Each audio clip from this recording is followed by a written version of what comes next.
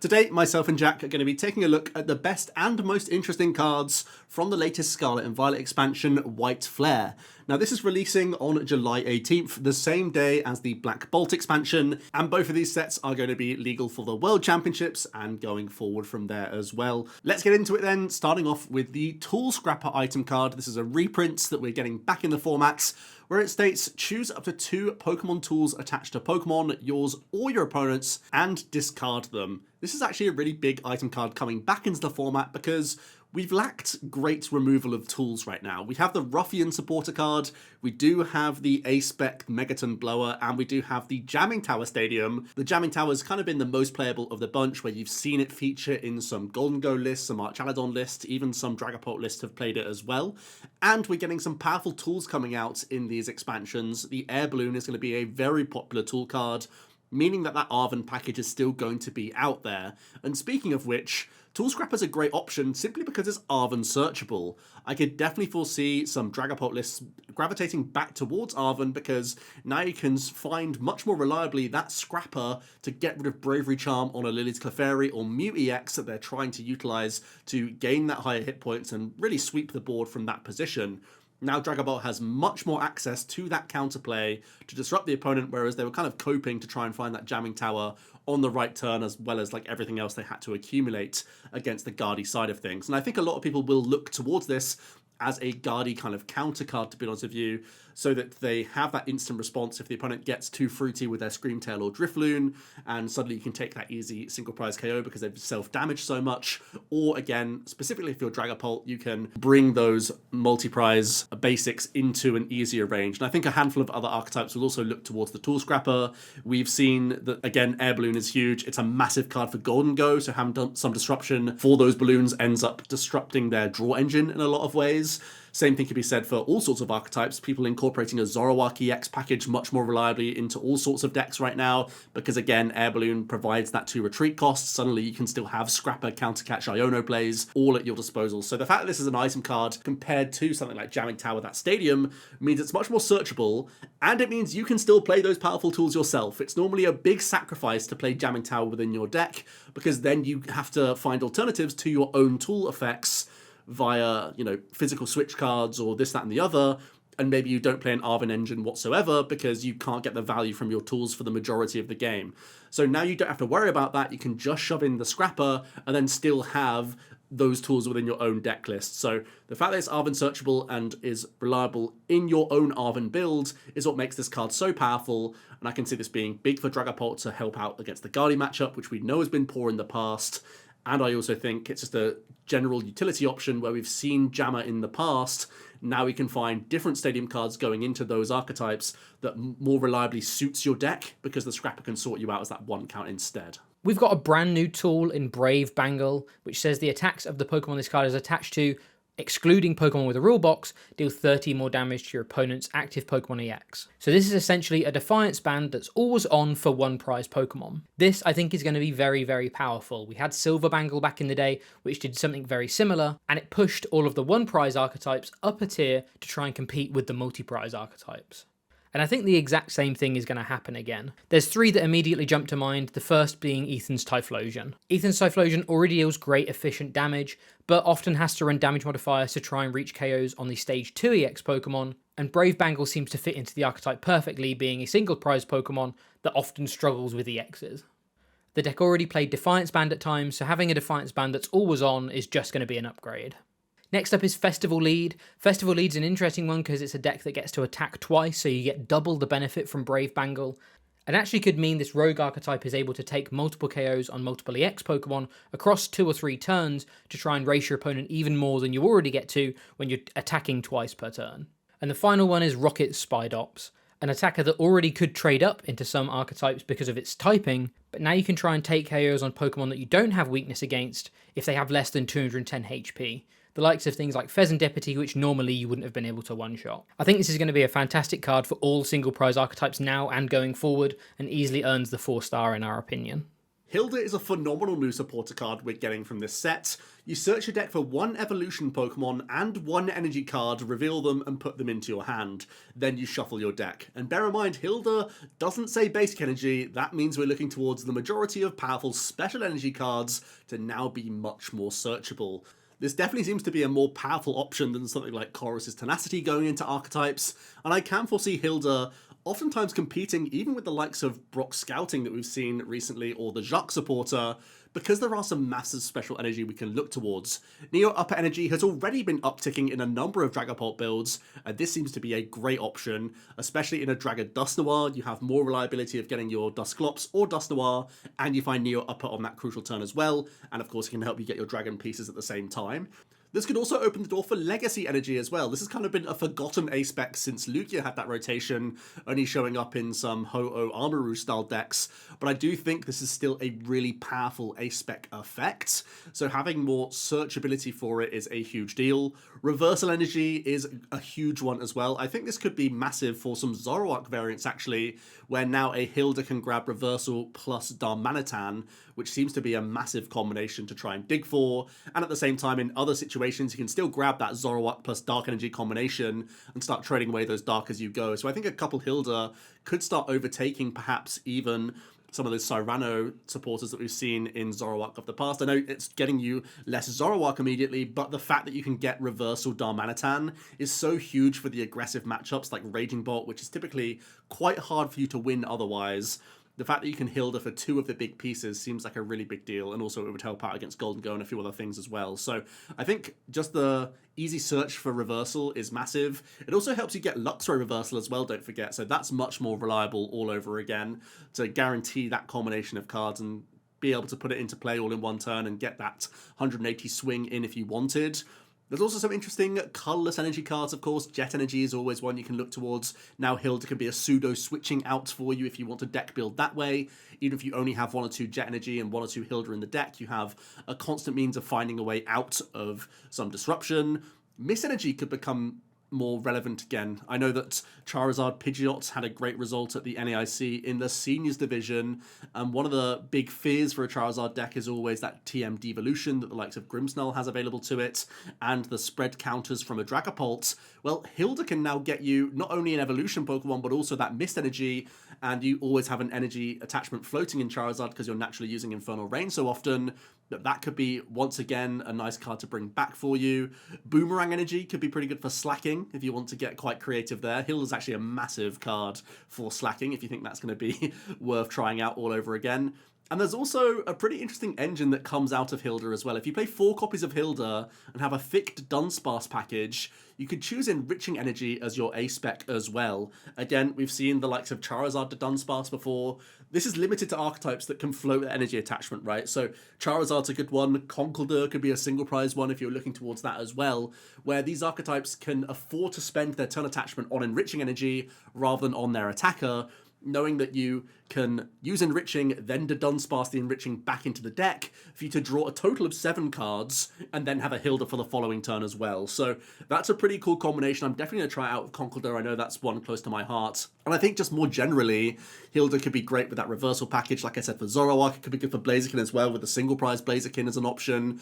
Could be good for all sorts. But generally, I think at the very least, and the main reason we're giving it this high rating, is that Dragapult is already shifted to Neo Upper, and now we have even more reason to like that combination of cards. So Hilda is looking really strong in my book for a variety of archetypes, even if it is only showing up in that sort of 1 or 2 count, similar to how we've seen the Brocks and the Jacques, with still Iono and Research at the helm for the most part.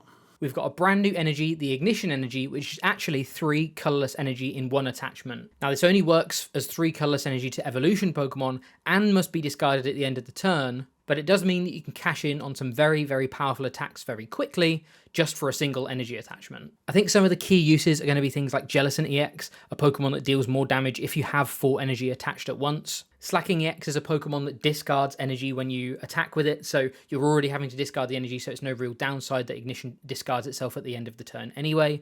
and deals a huge amount of damage, but potentially even some older EXs like Greninja EX or Blissey EX, cards that haven't seen too much impact recently, but will definitely benefit from an energy card like this because of their high energy attack costs, and again the fact they sometimes have to discard in Greninja's case. It means that there's no real downside to the energy. I really like that they've supported basic and evolution strategies in this set with the Brave Bangle and the Ignition energy. And I think it's going to mean that any evolution Pokemon that comes out over the next couple of years that has multiple colourless in their attack cost has to really be considered as to whether they can use the Ignition energy as a way of cheating out energy attachments to get some powerful effects for their attacks. I think all of the archetypes that are going to use it right now are going to fall in that mid tier, so I think it's still going to be around a 3-star card, but it's one that I think has massive prospects for the future and will only get better the more evolution Pokemon we have in the format that have powerful effects that can take advantage of Ignition energy. Coming on to Whimsicott EX, not too much to be said about this one. It's a stage 1 grass type with 230 hit points. It does have free retreat at the very least, but it is a vulnerable stage 1.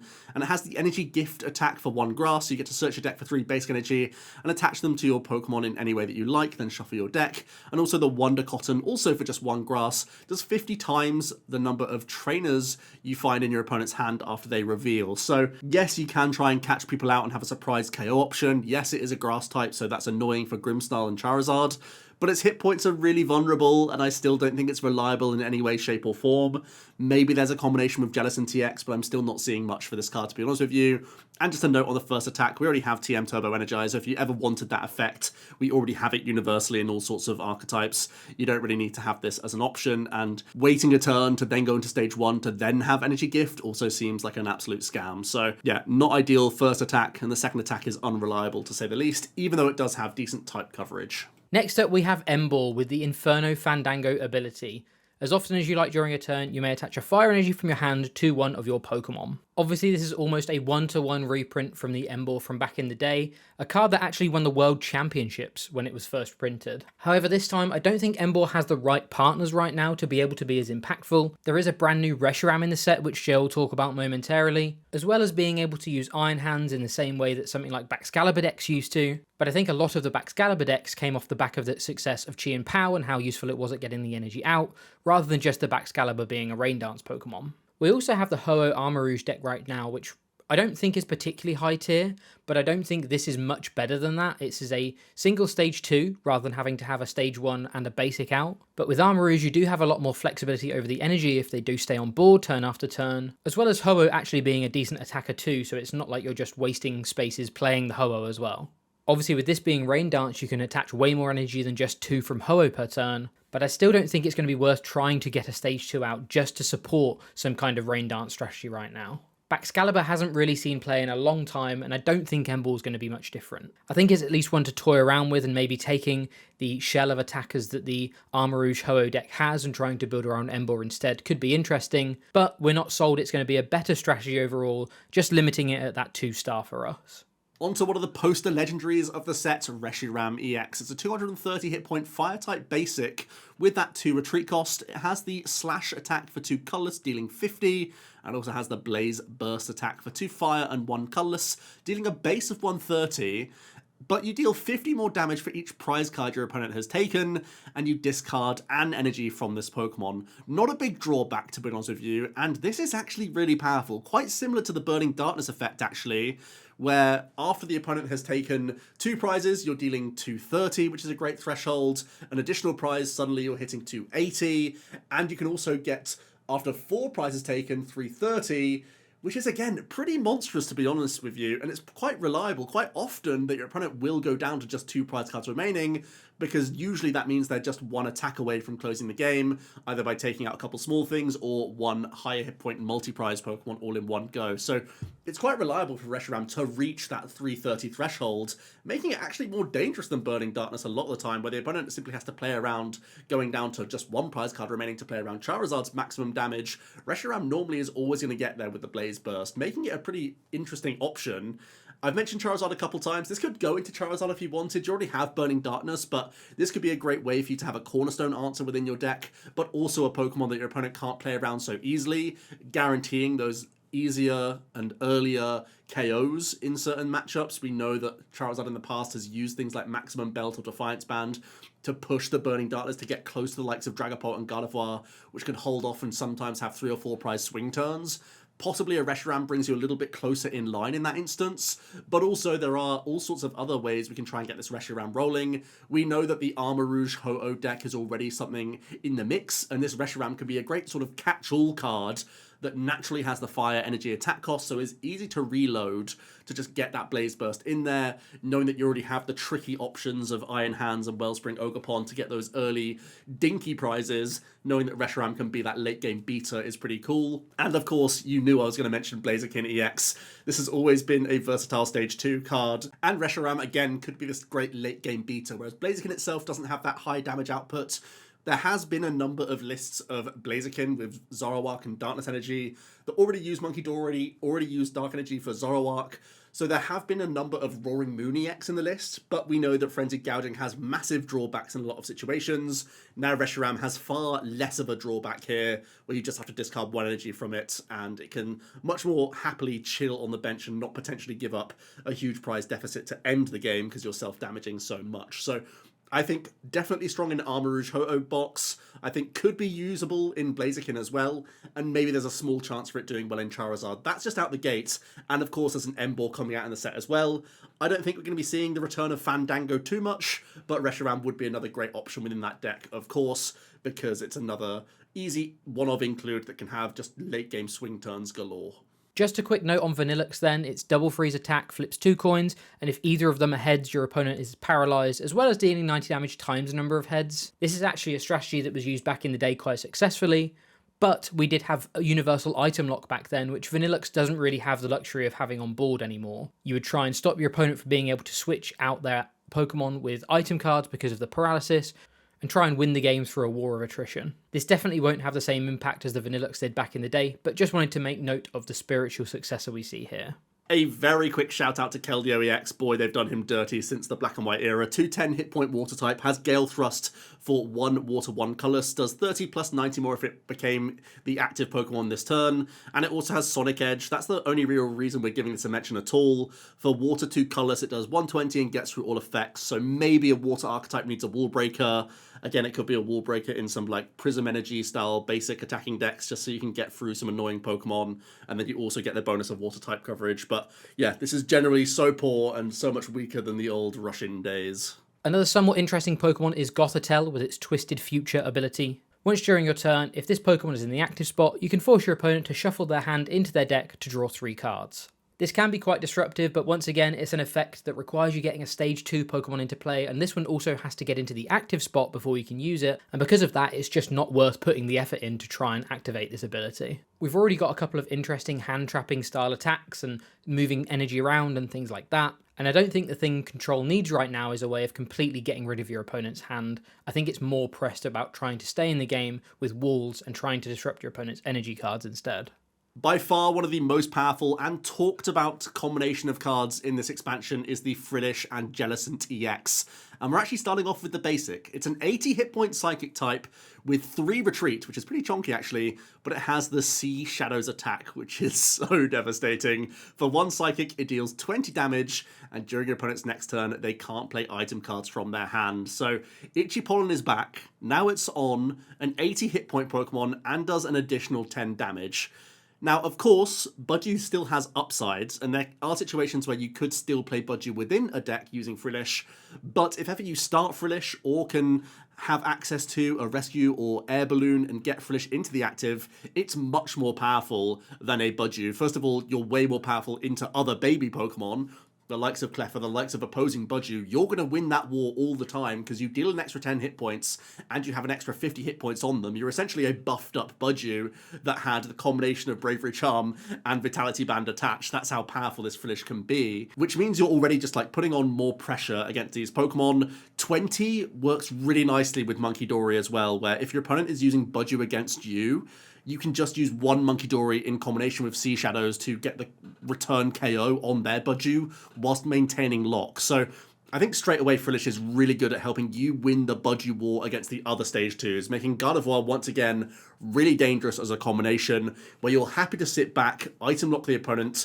We start stripping away the TM Evolution and the TM Turbo Energize from the deck, go back to a Candy approach and just say that Frillish is going to be your new best friend. Get that in the active, slow the opponent down, and also work towards a powerful stage 1. Before I get into the Jellicent though, it is worth noting that we could just build entirely around Frillish. You know, there could be a Frillish Munkidori Frostlass deck, similar to how we've seen Budju already be an archetype with these two combinations of cards, because Frillish just has naturally way more hit points and does, yes, only 10 more damage, but still relevant as those turns rack up and sort of tick over. So already the basic is really impressive, and don't be worried by the 80 hit points rather than 70. It's not that big a deal that Guardy can't have a Poffin searchable card, because Guardy really doesn't play that many Poffins. Sometimes it plays one, sometimes none anyway. It much more cares about having Artisan and Nest Ball regardless, because of Munkidori. So straight away the Frillish is busted, and that's a big reason why Jellicent will see any play.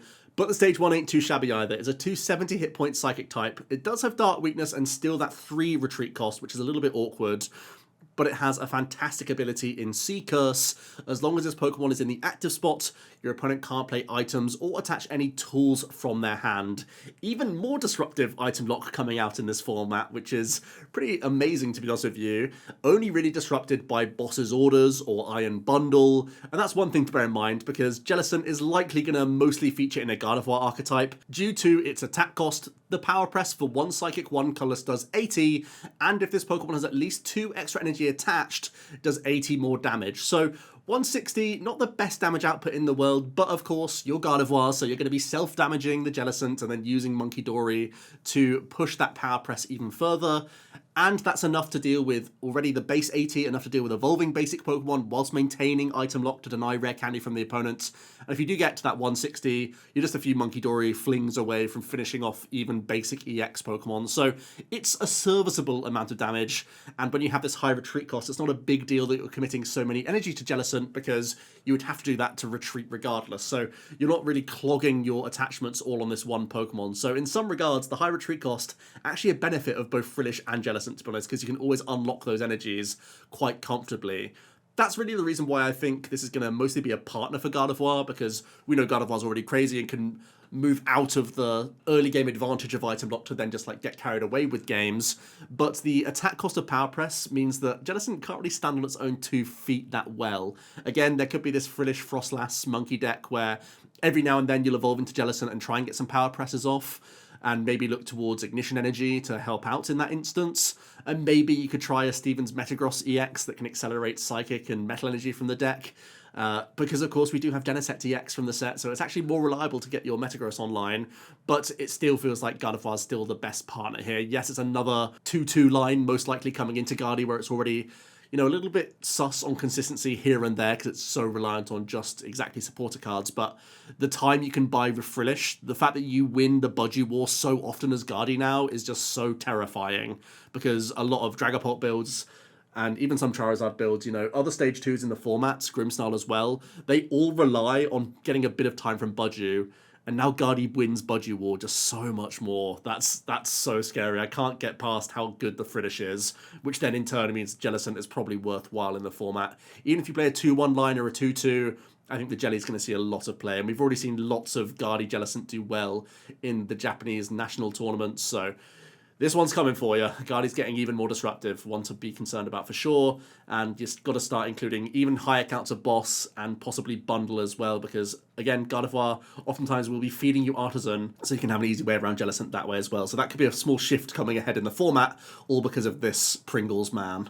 Another potential interesting attacker for the Ignition Energy is the new Zoroark. Has 2 attacks, it's got Mind Jack and Foul Play, 2 attacks that hark back to Zoroarks of the past, which is pretty cool. Mind Jack deals 30 damage times the number of your opponent's benched Pokemon, meaning that you can potentially be dealing 150 for a single energy, whilst Foul Play for 3 colourless or 1 Ignition Energy lets you choose one of your opponent's active Pokemon's attacks and use it as this attack. Now it is quite limiting, but we have seen that this can be a powerful effect on the likes of Mew EX before, so there will be times that Zoroark is able to copy a powerful attack for just a single energy attachment in an Ignition Energy. We have the Zoroark from Shrouded Fable, so maybe there's some kind of Zoroark box deck sleeping somewhere, but I think ultimately this isn't going to be the one that gets it onto the map. I still think we need to see something else to be able to try and play a single prize Zoroark box. There's also the Hydreigon EX. It's a Dark type stage 2 with 330 hit points, and it has the Greedy Eater ability. If your opponent's basic Pokemon is knocked out by damage from this Pokemon's attacks,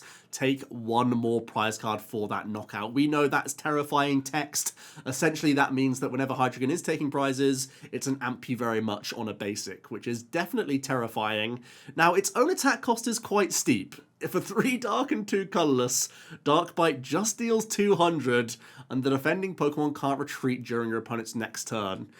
For 5 energy, that's really below the rate, and 200 damage also means we're limited here. We can't easily KO these basic EX Pokemon, so we probably need some help here with damage modification or Munkidori, which is even more energy attachments. How do we figure this out? How do we make the most of this fantastic ability? Well, perhaps it could actually be from yoiking some TM evolution attacks instead here. The main 2 I'm looking at here is the Technical Machine Blindside, which does a 100 damage to one of your opponent's Pokemon that has any damage counters on it. For 3 colorless energy, still quite steep and still requires setup from either Munkidori or Hawlucha, so that still may not be ideal. Again, the Dusknoir package could help out here. And the reason I mention that is the other option could be Crisis Punch. For 3 colorless, we deal 280, and you can only use this attack when your opponent has exactly 1 prize card remaining.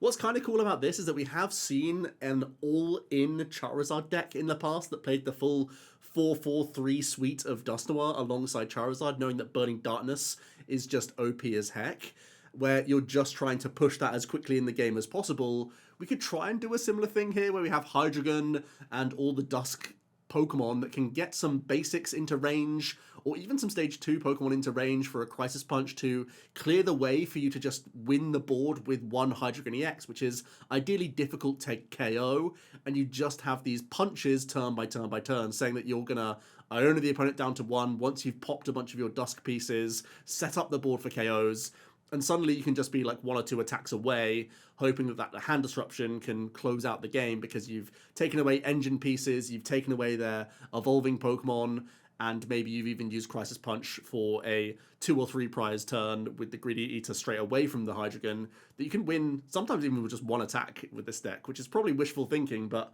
with enough Ghost Poppage, it probably could come together, which is quite exciting.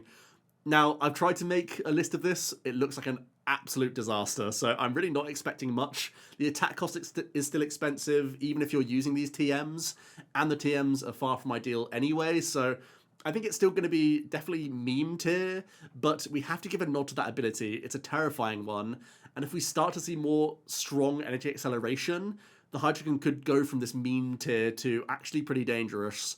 And of course, I think it's worth mentioning there's already the other Hydreigon in format, which does have some pretty powerful attacks. It can set up multiple basic Pokemon for you to take prizes on later. And even just hitting the first attack, the Crushing Headbutt or whatever, can help out in that regard as well for you to then use Dark Bite. But I'm not really expecting much from a multiple Hydreigon deck, because it's hard enough just to power up a current Hydreigon, let alone this new one. So yeah, that's to be seen, to be honest with you. But I did at least want to give a nod to the combination with the TMs and this Pokemon, because Dark Bite is awkward to say the least. And finally then we have Bouffalant EX, a 220 HP colourless type that can actually be very, very tanky. It's got the buffer ability, which says this Pokemon takes 30 less damage from attacks after applying weakness and resistance, meaning it has effectively 250 HP. Next, you can throw a Bravery Charm on this to push it to 300 effective HP. But also, if you play the Bouffalant from Stellar Crown, you can potentially reduce the damage by a further 60 if you have multiple baby Bouffalant on the board. This means that this Bouffalant has effectively 360 HP for just 2 prizes. And if your opponent wants to try and get around that, they're going to have to target a 1 prize Pokemon, which is going to have 160 HP. So no matter what they target, it's going to be a lot of damage they have to deal for not a huge amount of prize cards, given the amount of effort they have to put in to take a KO. Buffalant's attack Goldbreaker for 3 energy deals 100 damage, and if your opponent's active Pokemon is an EX, this attack does 100 more damage, so actually doing 200 to EXs isn't too bad as well. Especially when you pair this with things like Munkidori, you can move the damage counters off that Bouffalant sustains onto your opponent's Pokemon to try and get over that 200 damage threshold, pushing it to 230 with a single Munkidori, but potentially 260, even 290 with multiple Munkidori on your board. This kind of deck seems really interesting. I don't think it's going to be particularly flashy. It might have to play some kind of disruption alongside it to keep up with other decks that can try and deal over the threshold of Bouffalant's HP, but I think it could be an interesting rogue archetype, trying to just build up a wall of Bouffalants that are just really, really difficult for your opponent to knock out, and eventually dealing 200 damage a turn just wins you the game. It's nothing flashy, it's nothing shiny, it could just be an interesting archetype to try and build around. An archetype that won't be particularly high tier, but could be a fun rogue option to try. And that has been our complete set review for White Flare. Let us know down below what you agreed with, what you disagreed with us on, and what deck you're going to be playing first when the set drops in a couple of weeks' time. Thanks so much for watching, and we'll see you guys in another video tomorrow.